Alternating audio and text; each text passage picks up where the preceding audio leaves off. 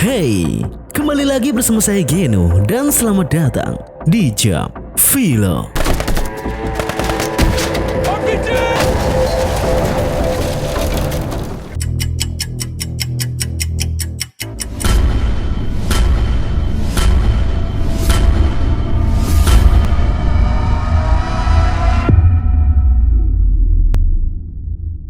Tahun 2006, tentara Amerika Serikat mendirikan beberapa pos jaga di utara Afghanistan untuk membantu kontra pemberontakan. Tujuannya Amerika adalah selain mereka bisa terhubung dengan warga lokal, mereka bisa menghentikan aliran pasukan senjata dan menghentikan para pejuang Taliban dari Pakistan. Salah satunya adalah pos PRT Kamdes yang dibangun di lembah terpencil, di mana pos tersebut dikelilingi oleh Gunung Hindukush. Saking mengerikannya tempat itu, ada satu analis menjulukinya sebagai Camp Custer. Alasannya sederhana dan bersifat resmi, yaitu siapapun yang ada di pos jaga itu akan mati. Langsung saja di dalam helikopter Husky 2, kita diperkenalkan dengan beberapa pasukan US yang akan dipindah untuk menuju ke pos Kamdes. Mereka adalah Romesha, Kolegos, Skusa, Younger, dan juga Creek. Mereka semua tahu tempat macam apa yang akan mereka tuju.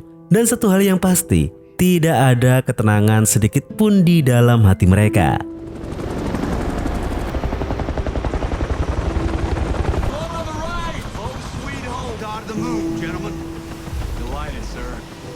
Dan sampailah mereka di pos Kamdes, sehingga langsung saja mereka disambut oleh rekan-rekan mereka yang sudah bertugas lebih lama. Di keesokan harinya, barulah mereka semua bisa melihat sekitar dan benar-benar merinding ketika mengerti posisi pos Kamdes ini yang dikelilingi bukit tinggi, yang artinya pasukan Taliban bisa menyerang mereka dari berbagai penjuru mata angin. Lalu kita diperkenalkan dengan Komander Zahid dari Tentara Nasional Afghanistan atau INI yang sempat adu mulut dengan tentara US karena Zahid ingin membunuh anjing peliharaan mereka. Yang Zahid yakini anjing yang mereka pelihara itu adalah kutukan. Lalu, di tengah perdebatan mereka, tiba-tiba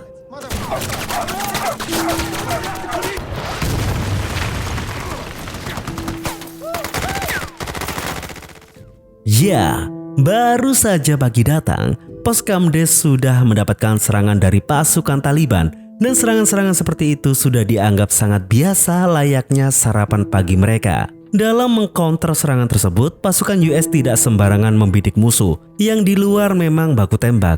Namun yang di dalam, pasukan komunikasi memonitor dengan jeli untuk memandu dan memberitahu apa yang harus dilakukan oleh pasukan lapangan.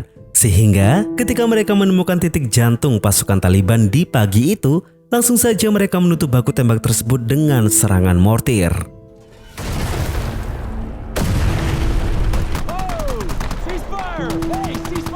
Di sana mereka senang karena berhasil bertahan, namun tidak dengan Gallegos yang langsung menghajar Younger. Karena tadi ketika waktu baku tembak, Younger ini memposisikan bidikan tembaknya itu tepat di atas kepala Gallegos. Dan jelas itu adalah hal yang sangat berbahaya dalam kerjasama tim. Tidak lama setelah itu, mereka baru tahu bahwa satu rekan mereka ada yang terkena tembakan, yaitu Jacobs. Untungnya dia tidak terkena di bagian vital, meskipun pipinya bolong, setidaknya nyawanya masih bisa terselamatkan. Dan dari semua itu, jelaslah bagi pasukan US tempat ini benar-benar terkutuk bagi mereka. When are you out? I'll play for him. Hasil dari serangan yang mereka alami tadi pagi, Kapten Keating mempunyai sebuah ide. Karena pos mereka selalu menjadi target empuk bagi para Taliban, dia ingin menambah proteksi keamanan pos, yaitu dengan cara menjaga relasi mereka dengan warga lokal, memberi proyek kepada mereka, kontrak, atau memberi beberapa kompensasi uang. Dilakukanlah pertemuan mereka dengan para tetua Sura. Di sana, Kapten Keating dibantu oleh penerjemahnya menjelaskan beberapa tujuan pasukan US. Di antaranya yang pertama, mereka ingin membangun hubungan lokal, di mana Keating berusaha untuk menunjukkan bahwa keberadaan pasukan US ini adalah untuk memisahkan warga lokal dengan Taliban agar tidak terjebak dalam baku tembak. Karena dalam konflik Afghanistan, dukungan ketua suku itu lebih penting daripada dukungan pemerintah pusat. Dan yang kedua yaitu mengurangi resiko. Karena jika Shura menyetujui kerjasama mereka, maka Taliban akan sulit menyerang pos secara terbuka dan desa bisa memberi peringatan dini. Tapi kalau Shura menolak, pos Kamdes akan semakin terisolasi. Dan yang ketiga, ini adalah diplomasi sebelum kekuatan. Ini adalah strategi klasik. Keating paham betul posisi pos Kamdes itu bunuh diri secara taktis. Jadi, dia harus membangun relasi agar ada payung sosial dari penduduk lokal. Karena pasukan Amerika bukan cuma bertempur tapi juga bernegosiasi untuk bertahan hidup. Dan pada akhirnya, negosiasi itu pun berjalan dengan lancar. Keesokan harinya, pos Kamdes mendapatkan perintah untuk memindahkan truk militer LMTV yang mereka punya itu untuk kembali ke Narai. Namun masalahnya adalah kendaraan itu terlalu besar untuk melaju di jalanan area mereka yang sangat sulit dan penuh jurang. Bahkan dulu ketika truk LMTV itu ke tempat mereka, para pasukannya membawanya hampir mati.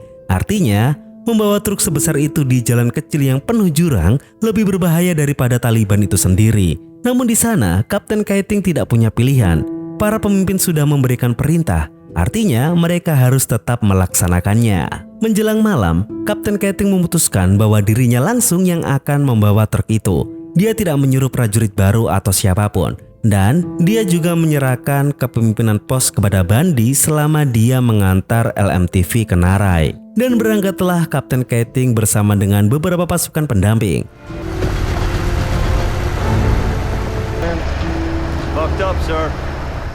Di dalam gelap itu, mereka mengendarai dengan ekstra hati-hati. Lalu tidak lama kemudian mereka mendapatkan info dari tim monitor bahwa ada objek tidak dikenal yang mendekat ke arah mereka. Dua pasukan pun turun keluar untuk memeriksa dan Kapten Keating tetap di dalam truk. Setelah diperiksa, mereka hanya menemukan bangkai ayam. Dan ketika dirasa aman, mereka pun memberi info untuk para kendaraan bisa kembali berjalan. Namun sayang, di sanalah truk yang dikendarai oleh Kapten Keating tergelincir ke jurang. Six is down. We need Robo. Get an LMTV, carry him off a cliff. Fuck.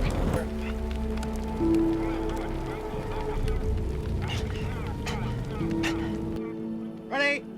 Kapten Keating tewas dalam operasi tersebut. Upacara kematian sang kapten pun digelar seadanya. Dan guna untuk memberikan penghormatan kepada Kapten Keating, mereka mengubah nama pos Kamdes menjadi Pos Benjamin Keating.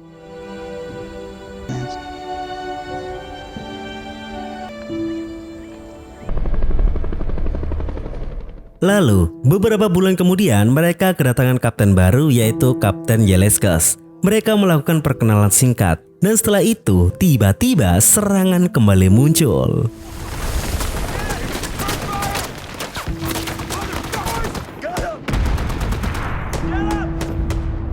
Artinya, Kapten Yeleskes langsung saja mendapatkan prototip bahwa tidak ada hari tenang di pos ini terutama semenjak meninggalnya Kapten Keating.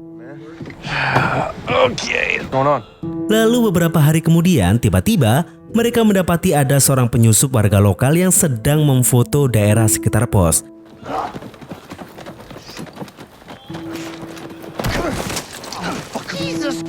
Dan tertangkaplah orang itu.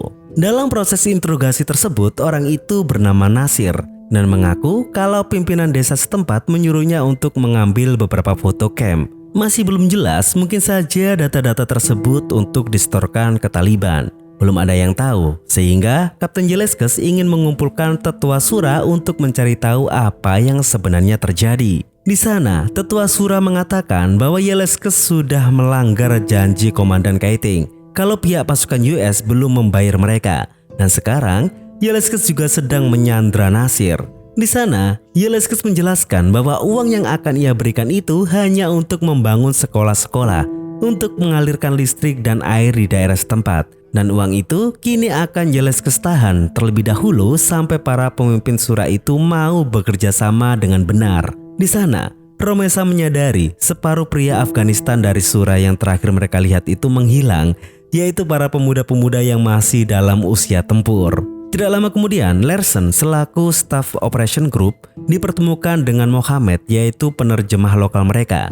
Mohammed berkata, setelah dia dari desa, dia mendapatkan info dari sumbernya yang mengatakan bahwa Taliban akan melakukan serangan ke pos mereka dengan jumlah yang sangat banyak. Masalahnya, mereka terlalu meragukan Mohammed. Karena apa?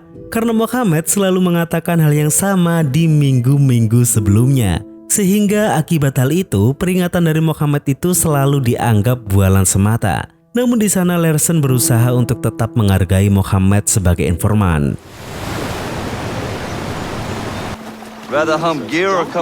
Lalu, suatu hari beberapa pasukan US melakukan patroli di sekitar camp. Bersama dengan Mohammed, mereka sedang menyadap radio komunikasi dari pihak Taliban. Namun Mohammed mengaku dia tidak mengerti dialek yang ada di dalam radio itu dengan jelas. Sehingga pasukan US berniat untuk mengamankan beberapa titik yang belum mereka jangkau. Lalu, ketika Kapten Jelkes ini menyeberangi jembatan yang diikuti oleh Younger di belakangnya, sang kapten menginjak ranjau ledak yang ada di jembatan tersebut. Hey, you okay? Oh, Younger. Yeah. Jelas, Younger mengalami trauma yang sangat luar biasa. Dia melihat kaptennya meledak tepat di depan matanya. Sehingga di sana Romesa selaku sersan, dia berusaha untuk menenangkan Younger yang masih gemetar hebat dan hampir mau bunuh diri. Proses evakuasi jasad Kapten Jelkes pun dilakukan bersamaan dengan Younger yang sudah mengalami trauma PTSD yang sangat parah. Dan tidak lama setelah itu, pos kiting kedatangan kapten baru yaitu Kapten Broward, yang dimana beliau mengatakan bahwa akan menutup pos ini paling lambat bulan Juli, sehingga dia menginginkan para pasukan untuk memfokuskan seluruh usaha mereka untuk itu, untuk menutup pos ini. Di keesokan harinya, beberapa pasukan melaporkan mereka menemukan kartu pemilu tetap Afghanistan yang mereka temukan di jembatan tempat Kapten Jelkes terbunuh, dan mereka yakini kartu itu pasti jatuh dari saku si orang yang membunuh kapten mereka. Bahkan di sana, salah satu anggota INA, tentara Afghanistan, yaitu Malak, mengaku bahwa dia mengenali orang itu. Romesa mengajukan untuk mengumpulkan pasukan dan memburu orang tersebut. Namun hal itu ditolak oleh Kapten Broward karena hal itu sudah ditangani oleh skuadron investigasi. Tugas mereka hanyalah menunggu kabar. Dan jelas Kapten Broward tidak mau menyebabkan permusuhan dengan warga setempat dengan mengganggu mereka di desa. Lalu tidak lama kemudian ketika Romesa keluar ruangan untuk menuju ke unit El Risto, tiba-tiba serangan dadakan kembali muncul. Di sana Romesa menghubungi tim operator untuk meminta izin meluncurkan mortir. Namun kembali lagi Kapten Broward bukannya langsung ACC, dia menginginkan kepastian Romesa untuk mengetahui positif identitas. Jelas mereka yang di luar sana cukup panik, di mana mereka harus repot sekali untuk mendapatkan status positif penyerangan. Dan ketika mereka mendapatkan hal tersebut, barulah Kapten Broward memberikan izin untuk peluncuran mortir. Dari hal-hal yang ganjal tersebut, perseteruan antara Romesa dan kapten baru itu cukup intens, di mana sang kapten hanya memperbolehkan semuanya berjalan sesuai SOP, sehingga hal itu sangat konyol bagi Romesa sebagai pihak yang secara langsung merasakan deru tembak dari musuh. Selain itu, di sana mereka mendapatkan kabar bahwa Presiden Afghanistan yaitu Karzai tidak mau pasukan Amerika pergi sebelum pemilu Afghanistan selesai. Dan itu disetujui oleh Jenderal Besar McChrystal. Artinya apa? Artinya mereka tidak jadi menutup pos di bulan Juli, melainkan di bulan Oktober. Saat malam tiba, tim penjaga tiba-tiba mendeteksi ada sebuah gerakan di atas lembah. Hingga tiba-tiba satu mortir pun meluncur. Untung saja titik koordinat tembakan musuh melenceng. Namun yang jadi masalah adalah dari mana pasukan Taliban itu mempunyai senjata mortir. Karena jelas hal ini adalah yang pertama kalinya terjadi selama mereka menjaga pos. Keesokan harinya, kembali lagi mereka mendapatkan kabar tentang adanya masalah di pintu gerbang pasukan INA. Yang ternyata Mereka kedatangan tetua desa yang meminta pertanggungjawaban karena akibat serangan balasan yang diluncurkan oleh pasukan US tadi malam telah merenggut nyawa seorang putri dari salah satu warga desa. Namun dilihat dari kondisi mayatnya, para tentara US yakin jika mayat itu mati beberapa hari yang lalu, bukan karena mortir yang mereka lancarkan tadi malam. Dan mereka berfirasat penuh bahwa itu ulah Taliban. Namun warga desa malah meminta kompensasi ke pihak Amerika. Tidak hanya itu, kegaduhan juga terjadi ketika anjing peliharaan pasukan US menggigit salah satu orang desa di sana.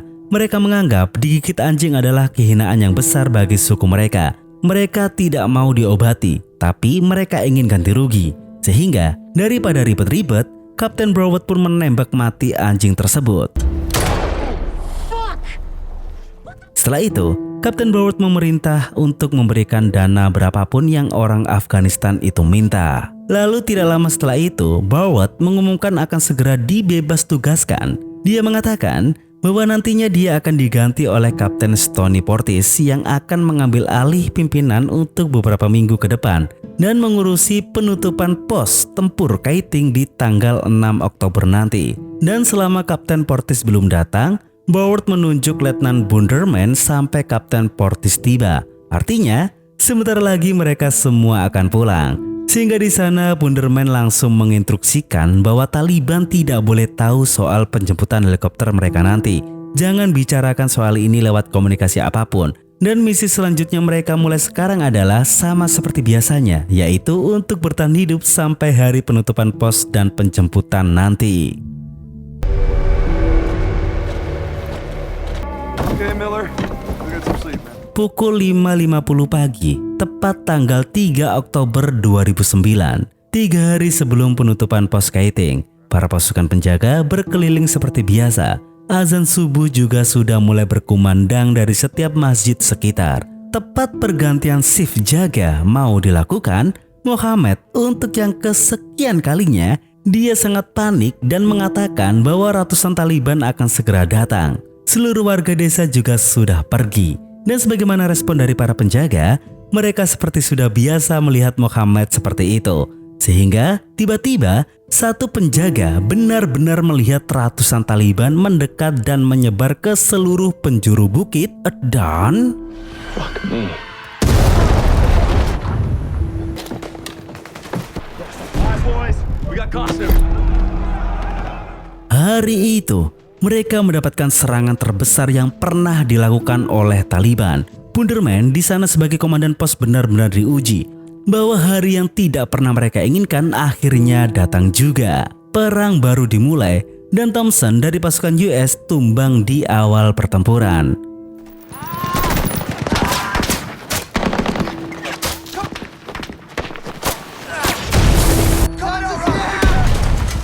Sedangkan kelompok Romesa semuanya langsung menyiapkan diri. Mereka akan segera menyebar ke titik pertahanan yang ada di luar camp. It's gonna be a long fucking day. You gotta get to Larson. Friendlies, friendly. Kita dibawa ke titik pertahanan El Resto. Dan seperti biasa, Carter sebagai kurir amunisi, dia akan terpontang-panting menyediakan pasokan amunisi ke titik yang membutuhkan.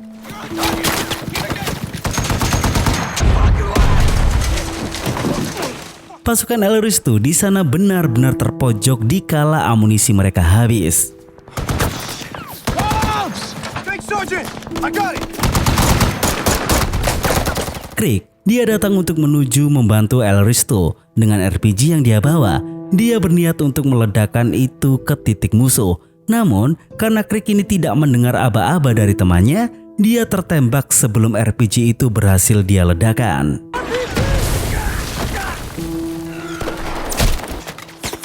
Sahid dari pasukan YNE datang ke pusat komando dan berkata kepada Bunderman untuk meminta ke pusat untuk memberikan bantuan serangan helikopter karena orang-orangnya sudah tidak mampu melawan lagi. Namun Bunderman menjawab bahwa serangan helikopter tidak akan pernah bisa datang hingga pasukan YNE membantu pasukan US memukul mundur Taliban. Tim medis berusaha untuk menjemput Crick yang terluka parah dan hal itu tidaklah mudah.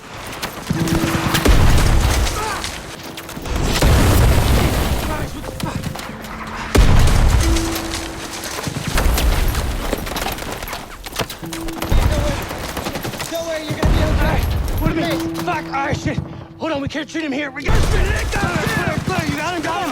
Hey, Joe, I got you. Come on. We gotta be out of there. Sedangkan di pasukan amunisi, mereka membagi tugas untuk menyebar ke seluruh titik pertahanan yang kehabisan peluru. Namun sayang disayang, Sekusa tertembak ketika dia berusaha untuk menuju ke Eloristo.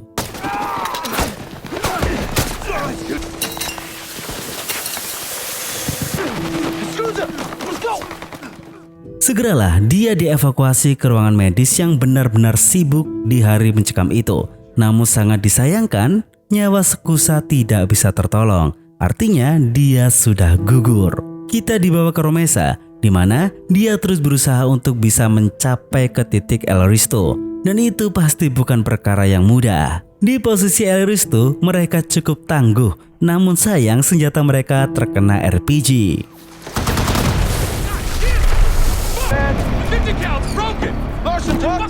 Carter mendapatkan cobaan yang sangat berat ketika ingin memasok senjata ke Eloristo.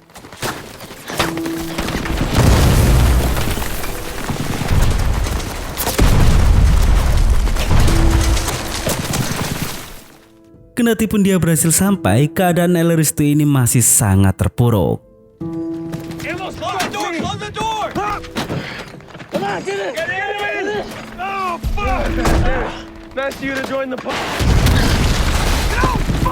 Romesa mencoba mengetahui kondisi Eloristo. Di sana, Gallegos mengatakan bahwa mereka menerima gempuran keras dan mustahil untuk bisa kembali ke dalam barak.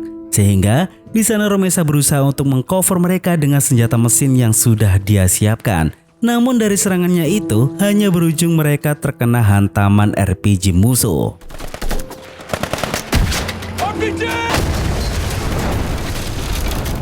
Lengan Romesa cedera parah, sehingga dengan begitu dia kembali ke barak untuk menyiapkan unit yang masih ada untuk menyelamatkan Eloristo yang berada dalam tekanan yang parah. Tapi selain itu, dia juga mendengar kabar tentang Krieg yang terluka parah. Dan ketika dia menuju ke ruangan perawatan, Krieg sudah tidak tertolong.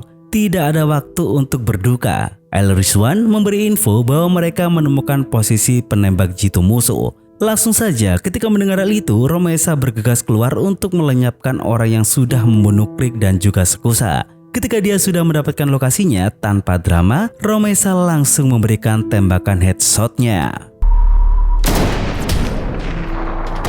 Baku tembak masih berlanjut dan semakin parah.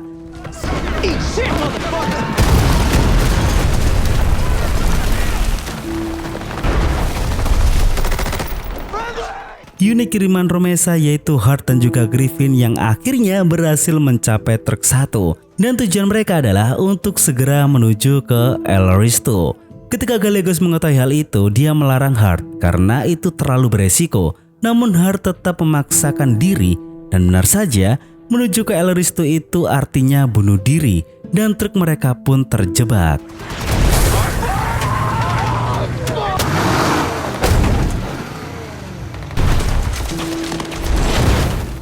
Lebih parahnya lagi, truk mereka terjebak tepat di garis pertahanan unit ENE yang sudah lenyap. Satu garis pertahanan yang terbuka lebar yang membuat Taliban berhasil masuk ke pos mereka. Hart di sana membaca situasi. Dia memutuskan untuk menyuruh kedua temannya itu untuk lari menuju barak. Sedangkan dia akan tetap tinggal untuk memberikan tembakan perlindungan kepada kedua rekannya. Namun sayang, Griffin gagal dan tumbang. Namun yang satunya lagi berhasil mencapai barak dan bertemu dengan Romesa. Sehingga di sana dia memberi info kepada Romesa bahwa Taliban sudah berhasil masuk ke dalam pagar. Dan di detik itu pula, Hart melalui radio mengatakan bahwa Taliban sedang membidiknya dengan RPG. Lalu sekejap pula suara Hart hilang dari sinyal. Holy fuck. They've got an RPG pointed right at me. Hart! Langsung saja, Romesa melenyapkan beberapa Taliban yang berada dalam sasaran bidiknya itu. Kini bukan hanya satu garis pertahanan yang bocor, Taliban telah berhasil memasuki pagar dari beberapa titik, sehingga pos komando memerintah semua pasukan untuk segera menuju ke titik pertahanan terakhir yang mereka sebut sebagai Alamo. Mendengar hal itu, Romesa segera menuju ke pos komando untuk menemui Bonderman. Di sana, Romesa menolak untuk mundur ke inti pertahanan. Mereka harus kembali mengambil alih camp. Di sana, Ro membuat sebuah strategi. Gudang amunisi mereka hanya berada 30 meter dari posisi mereka. Dan gudang itu memiliki semua yang mereka butuhkan untuk bertahan dalam perang brutal ini. Mereka akan mulai dari sana dan menghentikan jalan masuk para Taliban. Mereka harus mengambil alih pintu depan, tepat di mana para musuh baru saja berjalan masuk. Dan Ro meminta untuk disiapkan senjata mesin untuk dia bisa melenyapkan semua Taliban yang dia lihat. Dan kabar baiknya, Wonderman di sana pun menyetujui strategi tersebut.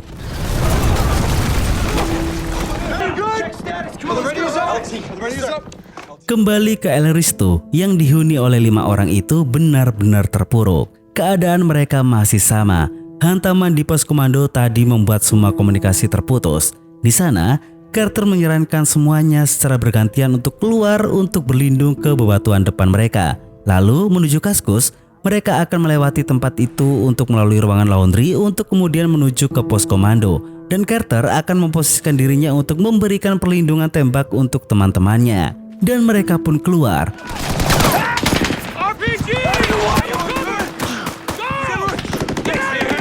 Namun, Gallegos harus membopong Mace karena kakinya cedera. Namun pada akhirnya, keduanya pun terkena serangan telak. Dan dari serangan itu, Gallegos pun tumbang.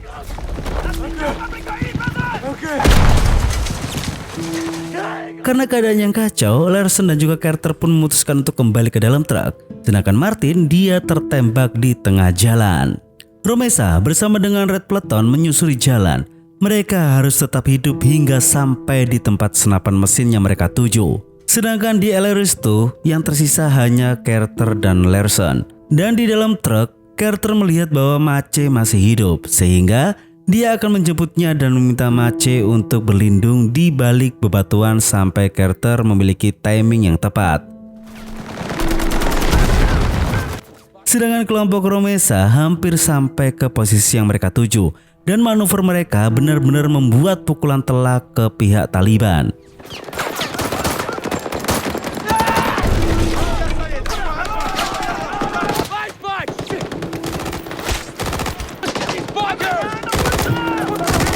Carter, dia akan segera menjemput Mace untuk kembali dimasukkan ke dalam truk. Sedangkan Larson bertugas untuk memberi tembakan perlindungan.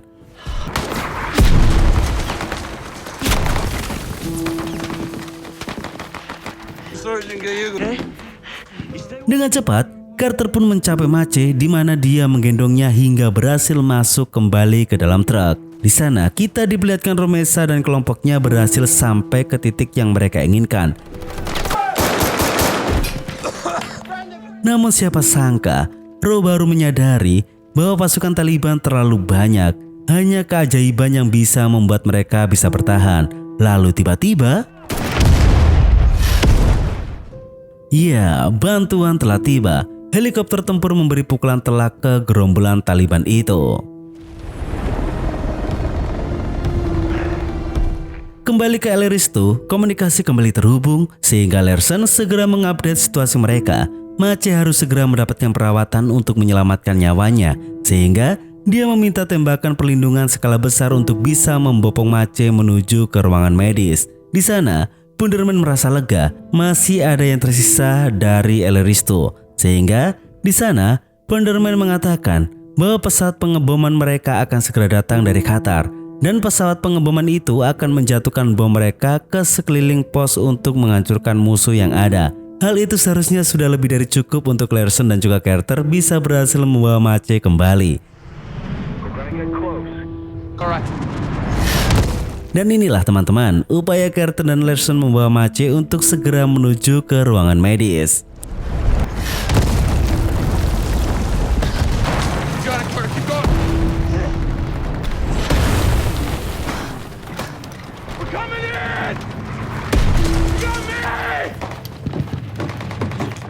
Dan akhirnya mereka pun berhasil membawa Mace. Dan untuk Taliban, akhirnya mereka pun berhasil dipukul mundur oleh pasukan US.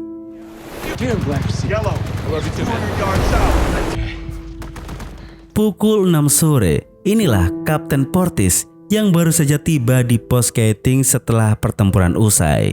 Dia di sana melihat kehancuran total dari pos Keating itu. Dan itu adalah sebuah keajaiban di mana pasukan US masih bisa bertahan. Glad they're on our side. What's going on? We can't perform surgery on him here. But if he wants to live. Di ruangan tim medis, harapan satu-satunya yang tersisa adalah membuat Mace tetap hidup. Lalu, kita juga diperlihatkan Mohammed yang baru ditemukan bahwa dia bersembunyi di dalam toilet sepanjang pertempuran berlangsung. Ya, wajar sih, baku tembak kan memang bukan job disk-nya ya kan? Dia hanya mengklaim bahwa perkataannya tadi itu bukan bualan seperti hari-hari sebelumnya. Sedangkan Romesa dan juga Larson, mereka mengevakuasi rekan-rekan mereka yang berguguran. Hold him. You got him? Come on, bro. Come on, bro.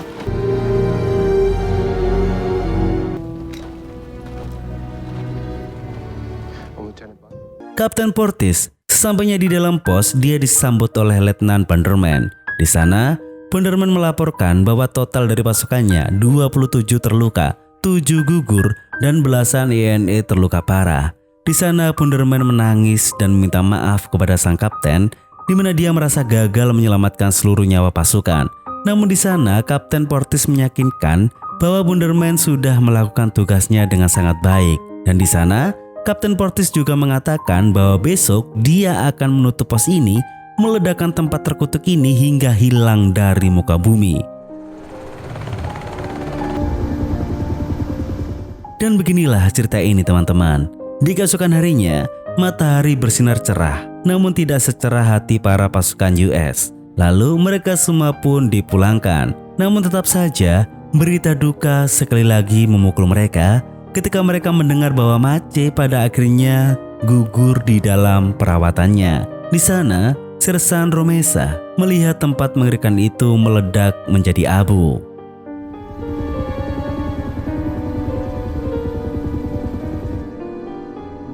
Baiklah teman-teman, pertempuran di pos Keating akhirnya berakhir. Meski harga yang harus dibayar sangatlah besar, pos kecil yang sejak awal berdiri di lokasi yang mustahil itu akhirnya ditinggalkan dan diledakkan. Seakan menutup bab kelam dari keputusan militer yang sejak hari pertama sudah dipertanyakan oleh banyak prajuritnya. Namun di balik kekacauan itu, keberanian para prajuritnya itu justru menjadi catatan paling kuat. Romesa dan juga Carter menerima Medal of Honor. Tetapi kisah ini bukan hanya tentang dua nama.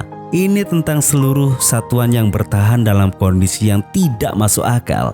Tentang tentara-tentara muda yang berjuang bukan demi politik atau strategi, tetapi demi menyelamatkan satu sama lain. Kisah ini juga mengingatkan kita bahwa dalam perang, kemenangan tidak selalu diukur dari wilayah yang direbut atau musuh yang dikalahkan. Kadang kemenangan adalah ketika seseorang itu berhasil membawa rekannya pulang, atau ketika mereka memilih tetap berdiri walau peluangnya hampir tidak ada. Pertempuran Kambdes ini tercatat sebagai salah satu aksi bertahan paling sengit dalam perang Afghanistan. Dan kisah ini adalah sebuah kisah nyata tentang keberanian, kesalahan, pengorbanan, dan manusia yang mencoba untuk tetap hidup di tengah medan yang seharusnya tidak pernah ditempati sejak awal. Sekian dari saya Genu, mewakili Jam Film pamit undur diri, dan sampai jumpa di video selanjutnya.